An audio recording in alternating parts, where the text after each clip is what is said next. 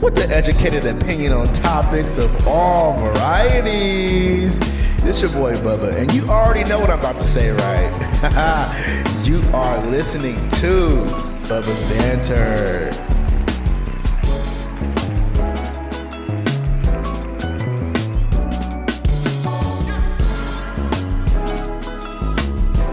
Yo, what's good, y'all? It's your motherfucking boy. I ain't gotta say no names, right? But I am anyway. It's your boy Bubba, and you are watching and also listening to Bubba's Banter. I hope you guys are living well, feeling well. I am doing good. I'm doing great, y'all. I am doing good. I'm doing great. I just want to say thank you guys for watching my vlog. I know it's been like 2-3 weeks all like about since I've even posted a podcast. I'm so fucking sorry, y'all. I've been so busy. Like, I went to Seattle and I was supposed to post that Seattle blog, but like I feel like I don't have enough like footage for it to post it. I might still post it just because. But I actually want to go back to the Pikes Market, and actually do like interviews down there. So I think I'm gonna probably do that in the summer. One summer, like just go down and film content down there at Pikes Market. I don't feel like I got enough content to actually do what I wanted to do. So forgive me for not posting it, y'all. But I really do want to go do better content down there before I post anything. Okay. So, but yeah, I'm so sorry I have not posted anything tonight. I'm trying something new. I really wanted to just like hold my mic in my hand and talk into it versus using my boom arm. Because sometimes having the boom arm kind of gets in the way of the shots and shit, and you know, can't really like sometimes the boom arm do get in the shots, and I have a hard time like dealing with that. So I was like, how about I just hold the mic tonight, you know what I'm saying, and talk to y'all. Also, I want to tell you guys something. So Bubba's Banter is going on a hiatus, or did I say that right?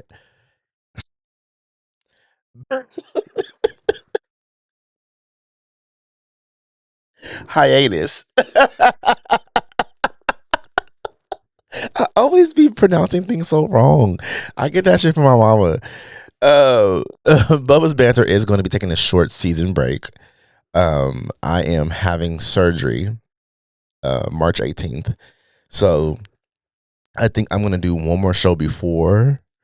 And then then I'll come back probably like this summer, most likely, or just wait a couple months. I might still do vlogs and shit here and there, but I got to take a break. I gotta focus on recovering and healing and doing all those things. And I know while I am probably, out from surgery, I probably could be doing podcasts and stuff like that. But I just really want to focus on healing and stuff like that. Maybe I should probably promote a lot more like old episodes and stuff like that. That way I can build up my audience and stuff like that. So maybe I'll do that.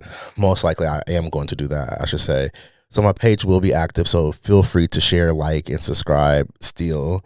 I'm just going to be taking a big break. But yeah, I thank you guys a lot for sharing, supporting me, and fucking with your boy. I really do appreciate that. Like, again, I say this all the time. I'm not some Joe Rogan or some big name podcaster out there. I'm just making my way.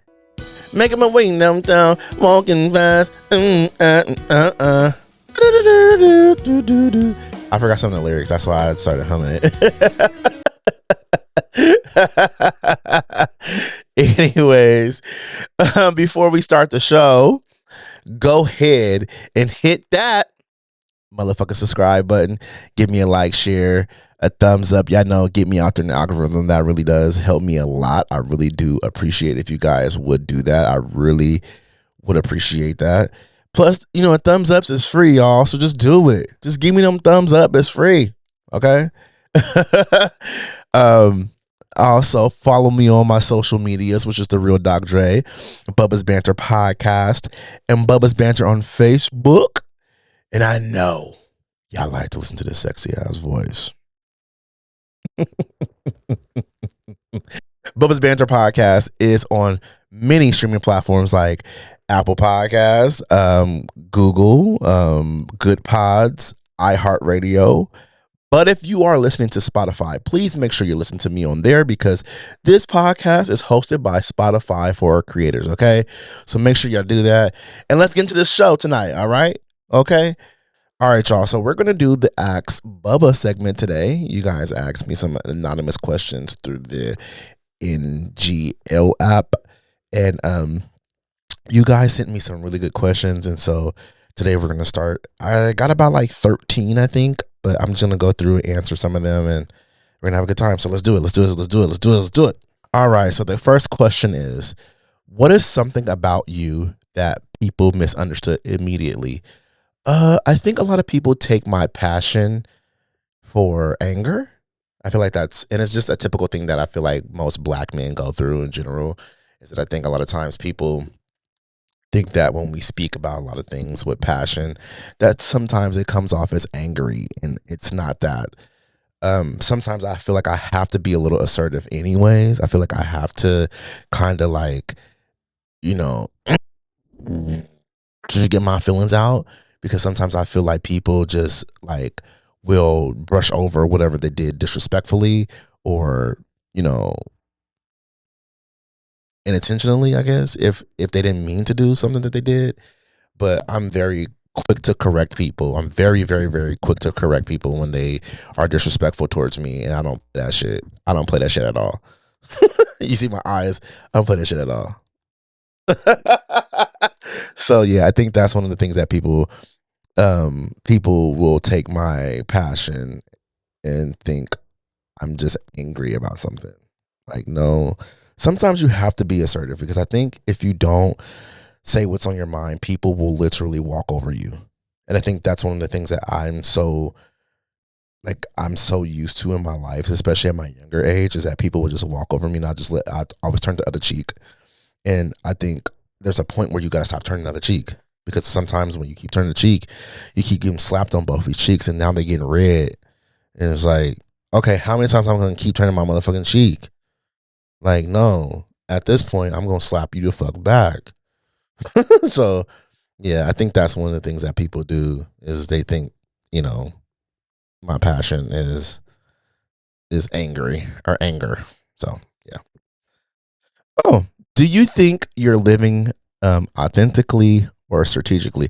You know what? What I've noticed is some of y'all are using ChatGPT, because that little dash right there always indicates ChatGPT. But in good faith, I will say some of you guys have sent these questions, and you really want to get to know me by asking these questions, because you probably didn't know what to say authentically about me. So it's okay. It's okay, but I'm going to answer them.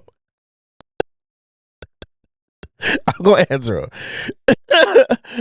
them.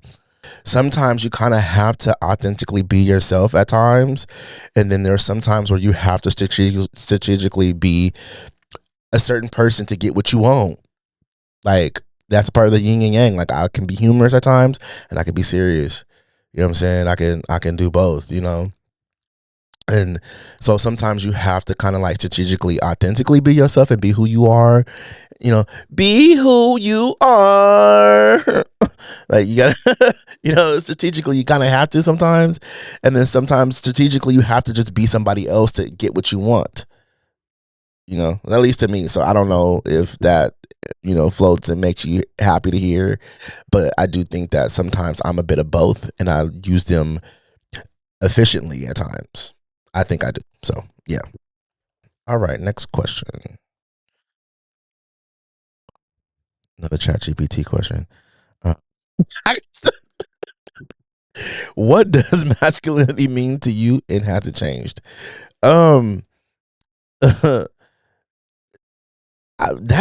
So this question for me is hard in a sense, because masculinity for me, okay, it has changed. Masculinity isn't like, cowboys and blue collar, men, but I think masculinity for me is a man who is secure in who he is as a person. It has nothing to do with the machismo effect to it. He is very, very secure in who he is as a person, and how he maneuvers the world, and who he is as a man. And that's what I care about when it comes to masculinity. Um, I mean, of course, the aesthetic of it all is like a man who is well groomed and um, deep voice and how they talk and things like that and like like some people look at masculinity that way. I don't in a way. I mean, yes, it's sexy to have a man who has a deep ass voice, and it's sexy to have a man who wears like blue collar attire and even suits and look like a man. Like, I guess the aesthetic of what a man looks like, I guess that is attractive, of course. I'm not saying that I don't want a man that looks like that or don't want men like that. But we have to face it that masculinity looks different in every man. Masculinity is not the same in every guy. So, but yeah. I don't know. It has changed for me though. Like, masculinity is not what I thought masculinity was when I was a kid. I'm grown up now, so I guess. Yeah. All right. Next question on is emotional availability sometimes just a lack of attraction? Uh to a degree, yeah. To a degree, yeah, it is. Like, but also like you have to take into consideration that sometimes there could be a certain like there could be something about you that makes you unattractive to a person to a degree. Like, you can hit all tiers on a person, like all checks, right? And there can be one check that you just hate the most, the biggest check of them all that you hate the most about someone. And so you like find this person attractive on all these other areas besides this one thing. And I think sometimes the person could be emotionally unavailable just because of that one thing. And that's their thing that they had kind of got to get over. Um, I'm not some therapist or relationship counselor, but I think that does happen. It's like there is this. I think sometimes people don't realize that emotional availability is because the person's just not attracted to you in the way that you think they're attracted to you. Some people, you have to really take into consideration that some people are narcissistic and they will, as long as they can get all of the attention that they can get from you, that they will keep you around just so they can feel that attention because they don't feel attractive. Like, I've dealt with a man like that where like he just kept me on a little string for the long ass time. He wasn't really attracted to me though, but he kept me on that long motherfucking string because he needed the attention from me. He wasn't just getting it from me; he was getting it from other guys too. But like, that's the narcissistic behavior that a lot of men have. So yeah, I mean, I would think that. Okay, next question. What is the next question? Why do people worship celebrities like they know them personally? Oh, I talked about this before. I had a show about celebrity worship. Go check that out if you will, please. I really do. I will appreciate that if you did. But I believe that a lot of celebrities, I think that of today, celebrities like the outreach, the accessibility, I should say, for celebrities are so close now. Like, celebrities got all types of social media. They got Twitter, they got Instagram, Facebook. They got all these things where you can become very, very personal with your celebrity, right? And celebrities nowadays tend to be very, very vulnerable and putting themselves out there. And so we think we know every fucking thing about a celebrity, right? And this is why sometimes we end up finding a celebrity and then we meet them in real life and then they fucking disappoint us and now we're fucking sad and hurt and, shit like that. But I think a lot of times it all boils down to what the person is receiving in their real life too. Queen Latifah, I don't know what it is about Queen Latifah, but I just feel like Queen Latifah is my sister. That's my big sister. Like, I don't know what it is about Queen Latifah. I don't know this woman in real life.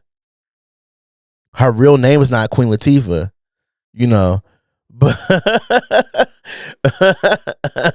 but like, Latifah is my big sister. It's something about her. Like, you can never make me hate her.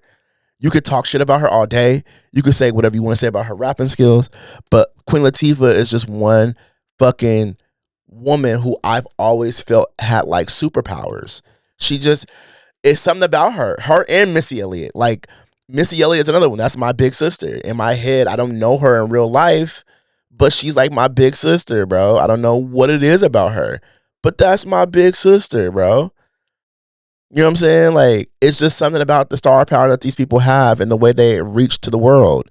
It's a fucking Duran Bernard. I met him twice. Duran is like, in my head, my bestie. Like, he's somebody I could talk to and kiki with and crack jokes with and have fun with, and he could be my bestie in my head. But like, there's a level of like, I'm not crazy. like, like I don't go stalk these motherfuckers and be like, ooh, I want to be with them or I want to like, no. Like, they are people too. Like, they have a real life and they have real emotions and different opinions and beliefs that may not be the same beliefs as mine. They are human beings. They're not fucking like robots. Like, there's a difference, and I do not allow myself to get caught up in that of like, oh my God, I just, the same. Brandy is my sister too. I've been listening to Brandy since I was 13 years old. If I ever meet Brandy Norwood, I'm going to cry. I know for a fact I'm going to cry because I've been listening to her since I was not 13. Actually, that was a lie. I've been listening to her since I was 7 years old. 7 years old, motherfucker. I was 7 years old when I discovered my cousin Christy. Shout out to my cousin Christy. My cousin Christy had the Brandy cassette, and we was listening to "Baby, Baby, Baby, Baby." Right? She gave me her old one because she ended up buying another one because she had thought she lost the old one. So she gave me her old cassette. And I'm aging myself, right? I said cassette, nigga. I'm hella aging myself. But my cousin gave me the cassette and I went home and I listened to that whole fucking cassette. And then I got the CD, the Brandy CD. And then I just like, I love Brandy. That's my favorite singer of all time. That's like, for when people have like when people say like, oh, Aretha Franklin is my favorite singer of all time. Brandy is my favorite singer of all time. I just love Brandy. I'm not obsessed with Brandy, but I love Brandy. I just love her. You know what I'm saying? Um, in my head, she can't do no wrong, but I just love Brandy. So so I get it. I get celebrity worship, but I don't worship the people that I love, that I care about and listen to and support. Like, I don't worship Queen Latifah. I don't worship Duran Bernard. I don't worship Brandy. Like, I just love them so much and just want to like support them and like, listen to their music. Like, that's what I'm obsessed with, is their music more so than who they is as a person. And I think that's why you have so many people who can disconnect from like politics and a person's artistry. And that's why sometimes I've had those arguments about, R. Kelly. Like, R. Kelly is gross as fuck. I can't listen to his music no more because of what he's done. I can't listen to his music no more, but I'm not going to sit here and lie and say that I haven't been at a family cookout or been somewhere and I heard one of his songs come on and my ass want to start throwing in a circle because his music was so fucking good. But I'm just not up here like, oh, let me go bump some R. Kelly. Like, like, I just can't do it. But if I hear a song, I'm not gonna lie to you and say, I don't want to throw this ass. like for real. And that's the thing, like, when you think about music with R. Kelly, I know this is a sidebar topic, but like, he's produced so many fucking songs and you can hear him in, like, Aaliyah. If you listen to Aaliyah's early shit, you hear R. Kelly all up and through that motherfucker. So like, it's hard to like not want to listen to R. Kelly, but know that there's tons of artists who, he's produced and wrote for. So I don't know. I'm just not listening to his catalog. Let's just say that. How about that? So, okay, next question. Oh, bitch. Bitch. Bitch, this is deep. This is deep. What belief about yourself are you afraid to challenge? This is deep as fuck. I just feel like I'm in a session in a therapy session. I would say one of the beliefs I'm afraid to challenge is the fact that I deserve love and that I deserve to not always be the strong person, meaning not just physical but mentally, spiritually, all those things. Um, I've struggled with that. I think one of the things is sometimes, um, you know, I look at other people and I measure myself too. Sometimes I'm like, how the fuck you get this man, bitch? My single ass over here, like, question if I'm supposed to be with men or not. I ain't shit. See how I say sometimes I gotta be serious, but no, sometimes I have this hard time realizing and taking into consideration that I do deserve it. I think everyone deserves love, right? But I know I deserve it. I know I deserve it. I deserve love. I deserve someone to love me, care about me, someone to be my anchor, someone to be my strength. And not just platonically though, because I have all that platonically, but I want that romantically.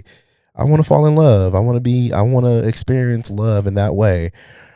It doesn't matter if I experience love for like several months, several years. I want to like find my person and be with them, and share my life with them. So that's just kind of how I see it. I mean, at least how I feel. So yeah, sometimes I do struggle with that idea of challenging that shit because sometimes I have experiences that I experience that make me feel that way about myself. And I don't want to be this, 57-year-old man just with a house full of cats or dogs. Like, I just don't want to do that. I don't want to do that. Fuck that shit. I don't want to do that. I do not want to do it. I don't care what nobody say. I do not want to do that shit. There's just no way that I could do that. But yeah, if that's something that I can say. And then also the idea that, that I deserve to be in the room. Oh, bitch. Now, see, this is really therapy right now. Because Obama, I remember I saw a video of Obama back in I want to say 17 or 18. I think it was 27, 18 or 19. One of those years. But I saw a video and he said, do not let people feel like you do not deserve to be in the room. Or don't let these people make you feel like you don't deserve to be in the room. And I really struggle with that idea because sometimes I backpedal myself and I minimize my greatness and minimize my work ethic and skills to make other people feel good about themselves. And sometimes I put people further versus like myself. And I've been, as of lately, challenging that shit and harnessing in on like not allowing people to think that they are or they can not, or thinking that they can make me feel. That's what I mean to say. Sorry. They can make me feel like I don't deserve to be in a room because I deserve to be in that motherfucking room. Period. Period. Period. Boo. Period. Okay. Next question. After watching your episode about bisexual men, thank you. I want to ask, is there a part of you that resent men who can blend in with heteronormativity? Ooh, yes and no. Because I don't necessarily know if it's a resentment, it's just frustration. I guess if you want to say resentment, it's frustration, but I don't have a resentment towards them. It's frustration that I feel. In that episode, I got a lot of fucking messages about the episode from a lot of bisexual men. A lot of men who are bisexual hit me up, and I was so happy that I actually got this response that I did with this episode. I feel like there's a lot of bisexual men who kind of live in between both worlds. They live in between both worlds, especially those who only have sex with men for the sex, not the relationship. Um, I ain't shit for that. But no, like on some real shit. I feel like they live in a world between both, and they literally can hide who they are. So they kind of have this privilege, Um, Personally, I do feel that a lot of bisexual men, not all, some, not all, again, um, some kind of live in this world of I need to have a woman because it's it will make me more palatable in the world. It gives me access and privilege sometimes. It's not always, I love this girl. It was so funny because me and my homegirl had a conversation. I was actually going to make a TikTok about this. And she said, honestly, I feel like men just don't like women. And at first I'm like, you know, because I'm gay, right? And she's like, no, I feel like a lot of men do not like women. We are trophies to them. Some of them use us as trophies. They don't really actually want to be with us or have sex with us. It's just having a beautiful woman on your arms or having a woman in your life gives them social status and access. Some of the times they don't really like women, they just want to have a woman, a lot of times, and it's for whatever reason. And I was like, ooh, bitch. I started realizing that because in a particular situation that I had with a guy where we were fucking around, and at the same time he had a girl, and he basically chose her. And I'm not mad at him. And this isn't the first time it happened to me. So that's why I'm saying this. Um, he chose her, and it was more since because the simple fact was that, hey, I look more good in the world with a woman on my arm than I do with a guy on my arms. I wouldn't be able to show the world this man that I'm in love with or care about because the world is going to judge me. Like, honestly, that's really what it is. And a lot of men are like that. And that's why I do sometimes realize why I feel like some bisexual men live more on the hetero side than just being who they are. Like, I don't know how to explain it, but I do feel like there's a lot of men who bisexual men who are just kind of confused. Not all, some. All right, next question. Oh, this is actually a good one. Hey, I'm straight, but wanted to ask, is curiosity something men are punished for? If so, why do you feel that way? Well, I do feel that men, regardless if you're straight or gay, are is very punished for being curious. Yes. Like, yes. Yes, like the amount of my male friends who've come to me about wanting their wives to peg them and them being scared to tell their wives that they want them to peg them is because they think that the woman is going to be like, "Oh, you gay. Like, you're gay. If you want to be fucked in your ass, you're gay." And like what a lot of people don't realize that this am, anal stimulation is fucking amazing. It's amazing. Once you get past the part of it actually going into your ass, that shit is amazing. Like, I don't care what nobody say, bitch. Listen. I'm predominantly top. But when I'm in heat and daddy, yes, because my daddy bear that's his booty. When he get in that motherfucker, oh baby. Like, baby, like that shit is amazing. Like, anal stimulation is amazing. And I love I ain't gonna hold you. I love tooting that thing. And that's what I mean. Like, even for gay men, like, I remember a period where like people didn't want to admit that they bottomed because there was like this thing, if you bottom, you're a woman. If you're on the bottom, that means you like you're a woman, you're feminine, you're not masculine anymore. And it's like, no, you actually can get fucked. It's amazing. It's amazing, bitch. Like, that shit. Oh, bitch. Bitch, get it bottoming for the right top is amazing. Oh my God, today. Imagine in my Dominique Morgan voice, because I'm telling you, it's amazing, bitch. It is amazing. Like, I need to hit my daddy up. Woo, baby, I'm telling you. But no, seriously, like, I will say that men straight men really get it too, like really, really bad.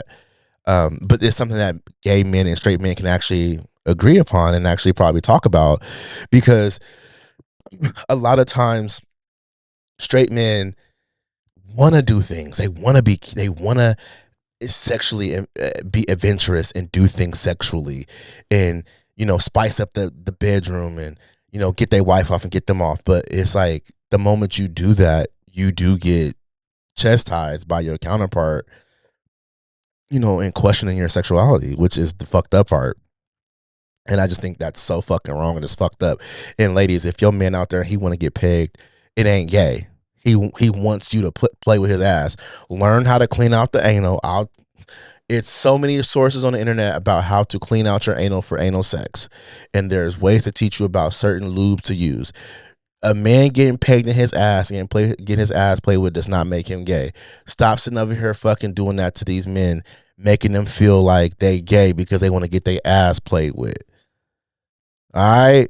Because you like getting your coochie ate sometimes by a girl, and that don't mean that you gay. You could be a little bisexual. But if you getting your ass, the only time it turns to gay or bisexual is when that man want another man to stick his dick, not a dildo, his dick in that ass. And then now you can say he gay or bisexual. Then you can say he bisexual or gay. You can say he homosexual. Okay? If he want to get his ass fucked by another dude, or bisexual, whatever it is. But like, stop trying to play mental gymnastics with these men because they want to feel anal. They want to feel the pleasure of anal sex from their wife or girlfriend. Like, it's just weird to do that. Like, stop trying to emasculate them. It's weird. But yeah. And now let's answer the next question. Why do gay men want straight men so bad?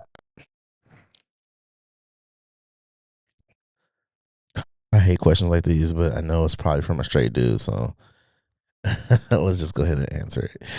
I don't actually think that gay men want straight men. I think some gay men want masculinity, and society has trained us to associate masculinity with straightness, right? And from the time we were little, or I can only speak for myself, but masculinity was marked as powerful, shit, dominant, desirable, and straight men are seen as the purest version of that, literally, right? And so when a gay man fixates on a straight man, it's not always about him being straight, it's about him being desirable. Like, it's like, damn, this dude is so fucking hot. Like, I have so many men crushes that are straight. Like, so many. And you have to think about that. And we live in a hierarchy or hierarchical. I can't even pronounce that word right, but y'all know what I mean when I say hierarchy. We live in a system of hierarchies, right? And masculinity is that top one, and straight men tend to be positioned on the top of the masculine hierarchy. Because even me as a gay man, and you may see me as a masculine gay man, I still get a strike because I'm gay. So, like, my masculinity positions different in the world. Just because I'm somewhat more masculine does not mean that I have the same privilege as a straight masculine man. So, and sometimes the attraction that you may be getting, or the messages you may be getting, some of it is thirstiness too. Like, just remind yourself that men of all, straight, gay, bi, whatever, can be thirsty, right? No matter what, men can be thirsty. No matter what, straight, gay, bi, I don't give a fuck. Trans, I don't give a fuck. People can be men can be thirsty, right? But sometimes the attraction that you may be getting may just be fucking admiration, and that's really what it is. A lot of us grew up being told that we were not masculine enough, and so chasing straight men can subconsciously feel like we're chasing validation from the things that rejected us. For real. And like, I get it. I was one of those guys who Like I talked to a lot of straight dudes, and it was just like I honestly feel like I am a what's that thing that the flies get attracted to? The sticky shit. The fly. I call it the fly. I call it the fly swamp. I'm a fly swamp for straight dudes. Like straight dudes find out that I'm gay, and it's like they click to me and they pillow talk with me, and they ask me all these questions, and next thing you know, they either sucking my dick or I'm sucking theirs. Like, like straight the fuck up. Like that's something that has happened. And I'm not saying that like it's something that currently happens all the time because now I kind of stay away from it. But it's something that in the past has happened all the time where, guys who are straight with girlfriends or wives, they always like kind of approach me because it's like I'm not out there. So I mean, and I'm out there, but you know what I mean. Like I'm not like flamboyant or super feminine, and so they feel safe to talk to me about it because it's almost like a bromance. It's like, oh, that's the bro. Like I can go hang out with him out in public and ain't nobody gonna say nothing. You know what I'm saying? So a lot of times it be like that, and I think as much as and you know what? And I'm gonna reverse this shit. Why the fuck is it nowadays that straight men are pandering to gay people? Why? Why now that's a question I need you to ask. Like, why? Why are so many of you creating OnlyFans and all these things showing off your dicks and butts and all these things, and then get mad when the gay person is hitting you up in the DMs and on OnlyFans and wanting custom content and wanting you to play with your ass and wanting to meet up at this point because you done created the fantasy for them to want to have sex with you. So that's the reason why. And now you're annoyed. Now you're annoyed after creating the fantasy and collecting that $20 every single motherfucking month for your OnlyFans. Now you want to be mad. Like, no, bro. And no, I'm not going to fucking, fulfill your ego by telling you how hot you are all the goddamn time. Because no. I'm just not going to do that. I know this is a straight guy who asked. So, because it was several of y'all looked at that story on my IG. So I'm like, this got to be a straight dude who asked this question because it's one of the things that kind of like frustrates me because a lot of y'all really do. A lot of y'all, this gay baiting thing, even now I see it with the couples where the woman knows her husband is super hot. He's either a power lifter or a bodybuilder or some shit, and he wants to show off his body, and she shows off his body, and this motherfucker got a spicy content trying to get like, girl, no, y'all not gonna make money off of me. Y'all not gonna make money off of me. Pornhub is free, baby. Okay. You ain't gonna make money off of me, baby. No, you're not.